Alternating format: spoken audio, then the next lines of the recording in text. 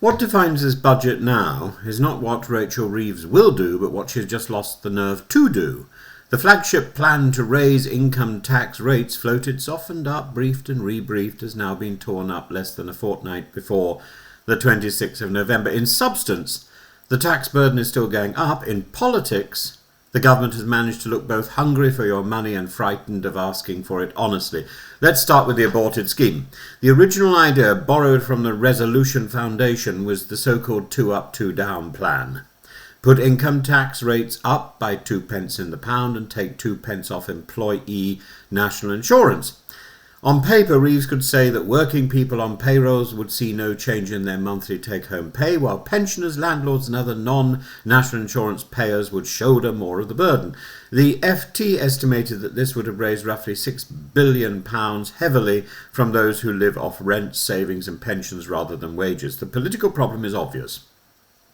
Labour was elected on a very clear promise not to raise the main rates of income tax, national insurance or VAT. However artfully you repackage it, a 2 pence hike in income tax is a broken promise. Reeves herself spent the last fortnight carefully preparing the ground, insisting that she must face the world as it is, not the world I might wish it to be, and signalling that everyone would have to do their bit. Labour MPs were warned not to brief against the budget for fear of spooking the bond markets and raising borrowing costs. Then, after a week of poisonous infighting in Number 10 and speculation about a leadership challenge, the entire scheme was pulled, and the Office for Budget Responsibility was told that income tax rates would not, after all, be touched. So what replaces it? The centrepiece now is fiscal drag on a grand scale. Reeves was already expected to extend the freeze on personal allowances and higher rate thresholds introduced by the Conservatives. The latest thinking goes further, with serious talk of actually cutting thresholds as well as freezing them. The Institute for Fiscal Studies estimates that extending the freeze to 2030 would pull around 10.1 million people into higher rate tax, roughly 1 in 4 employees, and raise about 8.3 billion a year by 2029 to 30. It would also mean that the full state pension rises above the personal allowance, so millions of pensioners would be paying income tax on their pension alone. In other words, Reeves was not abandoning a tax rise on income. She is abandoning an honest, visible rise in the rate and replacing it with a stealthy one via thresholds.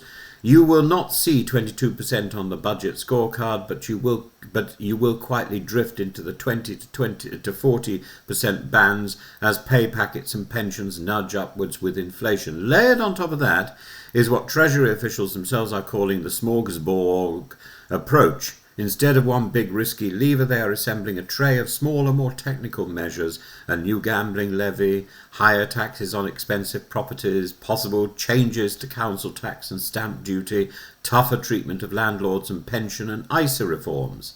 None of it on its own closes the fiscal gap of up to £30 billion of Rachel Reeves' black hole, much of it self-inflicted, but together they creep towards it. Exit tax is the other big casualty. Reeves had been preparing to copy several European countries by introducing an exit or settling up tax, a charge on people who leave the UK and then dispose of assets. As it stands, if you emigrate, you can sell UK assets without paying UK capital gains tax. The mooted reform, potentially raising £2 billion, would have taxed latent gains when someone departs, bringing Britain closer to regimes in Germany, Norway or Belgium. On paper, that looks like the textbook progressive move. Stop the globally mobile rich walking away without contributing. In practice, the signalling effect has been disastrous. Henley and Partners forecast that a net 16,500 millionaires would leave Britain in 2025, more than any other country, with the UAE and Switzerland as the main winners. Entrepreneur Herman Narula, one of Britain's richest self-made under-40s, has already announced plans to decamp to Dubai, explicitly citing the exit tax as irresponsible and anti-entrepreneurial. There is a useful corrective here. The Tax Justice Network points out that widely reported exoduses usually amount to a tiny fraction of the total millionaire population in earlier years, roughly 0.3%. Even so, politics runs on perception. The image of wealth creators bolting for the door before a tax raid and a Labour Chancellor looking surprised by entirely predictable behavioural responses was becoming damaging. Reeves has now backed away from the exit tax, inflaming the left of her party, which sees a government prepared to squeeze thresholds for workers while flinching from a frontal assault on wealth. This is why Kemi Badenoch's attack line bites. The Conservative leader has already celebrated the income tax retreat as a victory, but added that one retreat does not fix a budget built on broken promises, and demanded guarantees of no new taxes on work, businesses, homes or pensions, along with the abolition of stamp duty. That is opportunistic, but it frames the argument neatly. Labour is accused of plotting a raid on working people, then accused of weakness when it pulls back, and will soon be accused of dishonesty when it raises the same money by stealth. The deeper problem for Reeves is structural. She's boxed herself in with tight fiscal rules, the refusal to reopen significant spending cuts, and the famous pledge on the big three taxes. The economic backdrop has worsened, the OBR is likely to downgrade productivity and growth, and earlier proposals on winter fuel payments, disability benefits and LLPs have been diluted or dropped. The IFS has been clear that a Chancellor in her position is all but compelled to raise taxes somewhere if she wants meaningful headroom. The result is a budget that risks satisfying no one. Why are we surprised by that? The parliamentary party has just been marched up the hill for a very public conversation about breaking the manifesto, told to keep quiet for the sake of the bond markets, and then marched back down again as Number 10 panicked about a leadership challenge. The left is furious that wealth appears to be protected while workers face fiscal drag.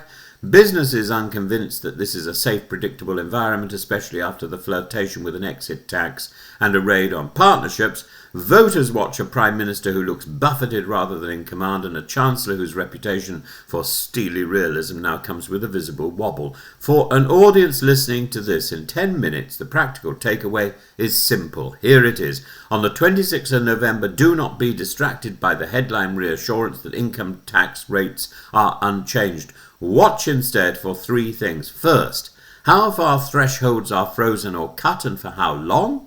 That is where most people will feel the pain. Second, what happens to property and pensions? Because high-value homes and retirement saving are the easiest large bases to target without writing new tax on the tin. Third, whether Reeves can still claim with a straight face that this is a government on the side of working people, when her main strategy is to let inflation drag more of their pay into higher bands. The irony is that there was a coherent argument for an explicit progressive income tax rise paired with compensation elsewhere. Instead, Labour has managed to test the political cost of breaking its word without actually taking the revenue. The policy is gone. The damage to authority remains. Chaos, with Rachel Reeves' name slapped all over it. Why are we surprised?